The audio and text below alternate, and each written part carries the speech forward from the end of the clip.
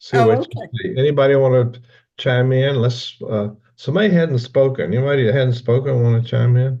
Yeah, I would like to hear everybody's feedback on this because we're getting some fascinating comments. And some of you are coming up with things that I've never seen before, even though I've been playing with these optical illusions for years and with words for years. So So who I hasn't spoken who is willing to speak? don't think we have too many. I think most everybody has.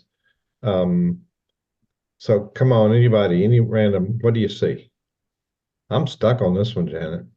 Oh, really? That's what do you see, Hugh? I see a face, one face. Okay. Okay.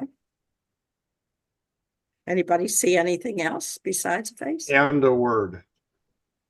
What word do you see? Liar. Yes.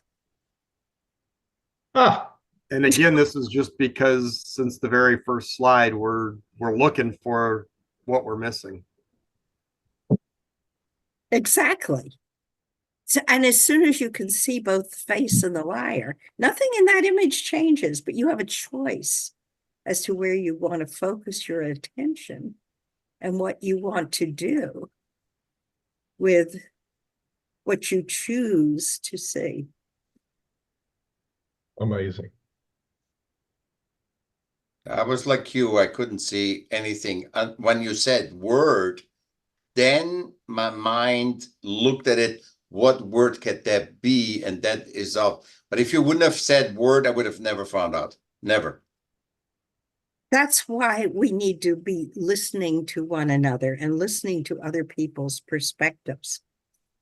We speak our own truth and then we listen to what other people, how they are expressing their perceptions, their emotions, their perspectives from their own vantage point.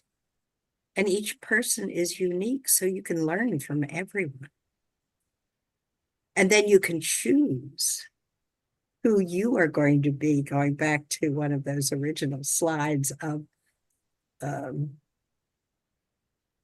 I can't remember the exact words right now, but it was the Temple at Delphi slide. Who are you? Who are you right here, right now, in this present moment? Anybody want to? Oh, I will add one other in one of my workshops. This is kind of a signature workshop for me, but in one of the other workshops where I showed this slide, one of the women, and I think it's uh,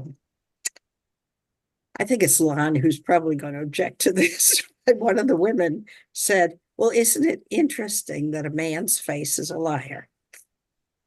Ah, yes, interesting. So, Janet, some people may have to go, so you want to go to some of the others so we get a chance to get them. So who Yeah, said that's let's. a man's face? I'm well, it doesn't have to be, I guess. That's an interesting question. Maybe Uh-huh. it's a There's an woman's face is a assumption. liar. Sorry to interrupt you there, you, but I didn't Uh, want to sneak that. Yeah, I saw it as a man's face, but that's a good question. Really is. yeah. I thought it's Gloria Steinem. Okay, got it. Thank you for the sense of humor, Janet.